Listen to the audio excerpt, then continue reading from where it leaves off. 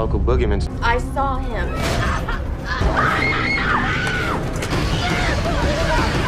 Hello दोस्तों, जैसा कि आपको पता है कि हमने हैचेट की फर्स्ट पार्ट को एक्सप्लेन किया था, तो अब हम हैचेट के सेकंड पार्ट को एक्सप्लेन करने जा रहे हैं। और अगर आपने अभी तक हैचेट की फर्स्ट पार्ट को नहीं देखा है तो ऊपर दिए गए आई बटन पर क्लिक करके आप वो देख सकते हैं। हमने फर्स्ट पार्ट के आखिरी सीन में देखा था कि करोली ने मैरी का गला पकड़ रखा था। उसके बाद मैरी उसके मुंह पर अटैक करती है और उसकी एक आंख बाहर खींच लेती है, जिससे तड़पता हुआ करोली पानी में गिर जाता है और वो वहाँ से भाग जाती है। फिर उसे एक आदमी देख लेता है और उसे वहाँ से बाहर निकालकर अपने घर ले जाता है। दरअसल वो कोई नहीं बल्कि जैक होता है, जो मूवी के फर्स्ट पार्ट में उन्हें वहाँ जाने से रोक रहा था और उन्होंने उसे पागल समझकर अनदेखा कर दिया था। अब मैरी जैक को बताती है कि करोली ने उसके सभी दोस्तों को मार दिया है और अब वह उसके पीछे पड़ा है। करोली कहता है कि मैंने पहले तुम्हें वहाँ जाने से मना किया था, पर तुम लोगों ने मेरी बात नहीं मानी और सभी मारे गए। मैरी बताती है कि वह टूर पर नहीं अपने पिता और भाई को ढूंढने आई थी, पर करोली ने उसके पिता और भाई दोनों को पूरी तरह से मार दिया। फिर जैक मैरी से उसके पिता का नाम पूछता है। वह अपने पिता का नाम सैम बताती है। सैम का नाम सुनते ही जैक को काफी गुस्सा आता है और वह मैरी से कहता है कि वह इसी वक्त उसके घर से निकल जाए। उसका बदला हुआ बर्ताव देखकर मैरी को कुछ समझ नहीं आता है कि उसके पिता का नाम सुनते ही जैक इतना गुस्सा क्यों हो गया। तभी वह शॉटगन उठाता है और कहता है कि तुम्हें अगर इसका जवाब चाहिए तो तुम रैप के पास चली जाओ, लेकिन यहाँ 1 मिनट भी मत रुको। तभी मैरी वहाँ से चली जाती है।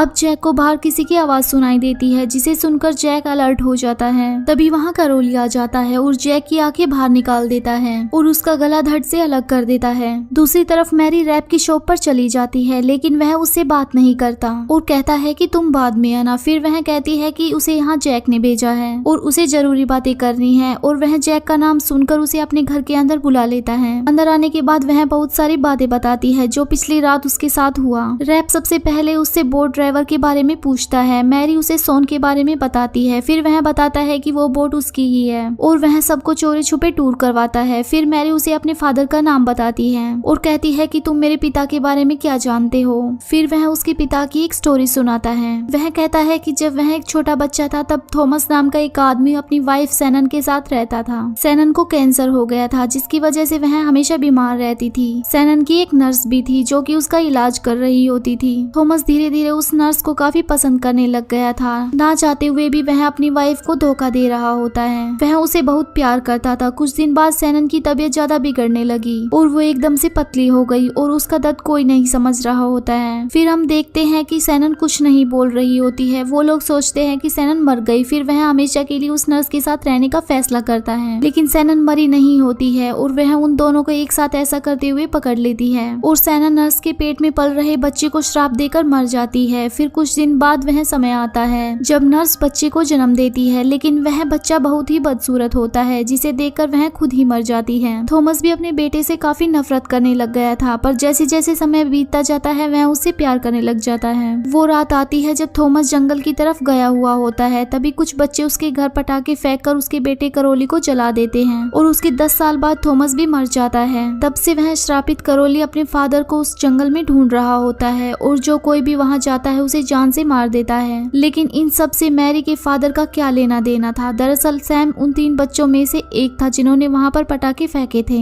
मैरी रैप को वहाँ चलने के लिए बोलती है और कहती है कि वह अपनी फैमिली की डेड बॉडी लाकर उन्हें दफनाना चाहती है, लेकिन रैप समझ गया होता है कि वह अपनी फैमिली की मौत का बदला लेने के लिए वहाँ जा रही है, लेकिन वह जाने से मना कर देता है। तभी मैरी उसे इलीगल हॉन्टेड टूर की धमकी देती है और कहती है कि अगर तुम मेरे साथ नहीं गई तो मैं सब कुछ पुलिस को बता दूंगी। ना चाहते हुए भी रैप को उसकी बातें माननी पड़ती है और वह वहाँ चलने के लिए मान जाता है, पर वह एक शर्त रखता है कि मैरी को अपने अंकल बॉब को भी वहाँ पर लेकर चलना होगा। मैरी उसकी बात मान जाती है और वहाँ से चली जाती है। मैरी के यहाँ से जाने के बाद रैप जस्टिन को यहाँ पर बुलाता है, जो सोन का जुड़वा भाई था, और उससे कहता है कि सोन अभी तक बोट लेकर वापस नहीं आया है, इसलिए उसे ढूंढने हम वहाँ जाएंगे। और वह उससे सबसे होनहार हंटर्स को इकट्ठा करने के लिए बोलता है, जिसमें वो वहाँ ट्रेंट नाम के एक आदमी को बुलाता है और मैरी अपने अंकल बॉब को बुलाती है और उसे सब कुछ बताती है। लेकिन बॉब उससे कहता है कि करोली सिर्फ एक अफवाह है जिसे कुछ लोगों ने फैला रखा है और कहता है कि यह सब हम पुलिस को बता देते हैं ताकि वो लोग पकड़े जाए। फिर मैरी कहती है कि सिर्फ एक बार वह उसके साथ उस जगह पर चले, फिर उसके बाद सब कुछ पुलिस को बता देंगे। बॉब उसकी बात मान जाता है।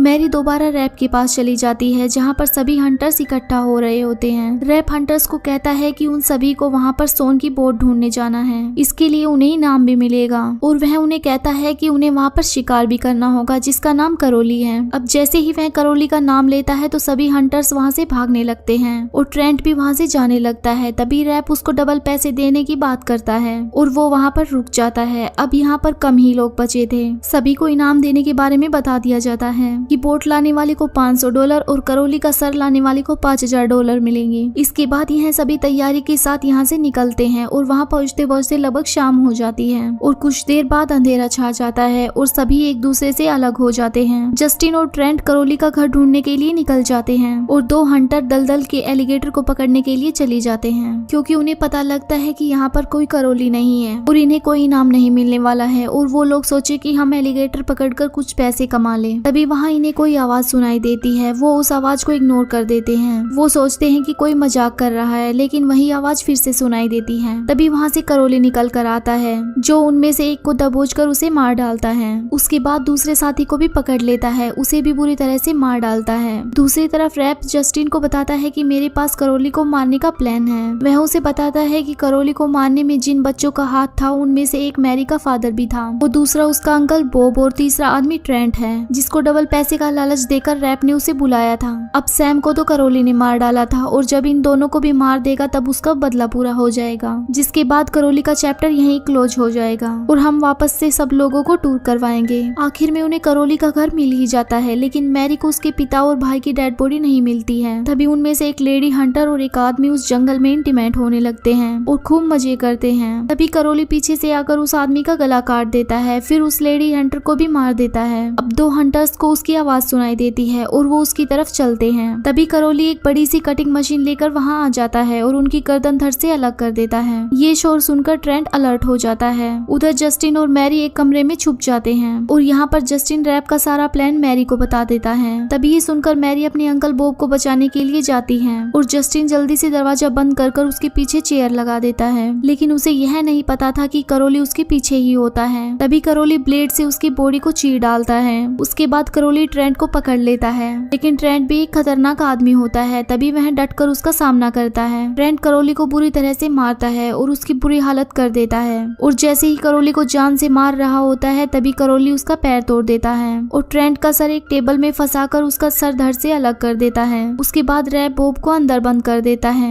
करोली बॉब को पकड़ लेता है और उसे भी मार डालता है। अब रैप सोचता है कि करोली का बदला पूरा हो गया है और अब वह वहाँ से चला जाएगा। मैरी रैप को ये सब पुलिस को बताने की धमकी देती है और रैप उसके सर पर गन रख देता है। तभी मैरी उसे बताती है कि बॉब उसका असली अंकल नहीं है। यह सुनकर रैप हैरान हो जाता है और वह अपने सामने करोली को खड़ा पाता है और रैप को मारकर उसके 2 टुकड़े कर देता है। तभी मौके का फायदा उठा मैरी करोली के मुंह पर वार कर देती है और उसका मुंह बुरी तरह से तोड़ देती है, लेकिन करोली का हाथ अब भी हिल रहा होता है। फिर मैरी गन से करोली को शूट करती है, लेकिन करोली अब भी जिंदा होता है और यह मूवी यहीं पर खत्म हो जाती है।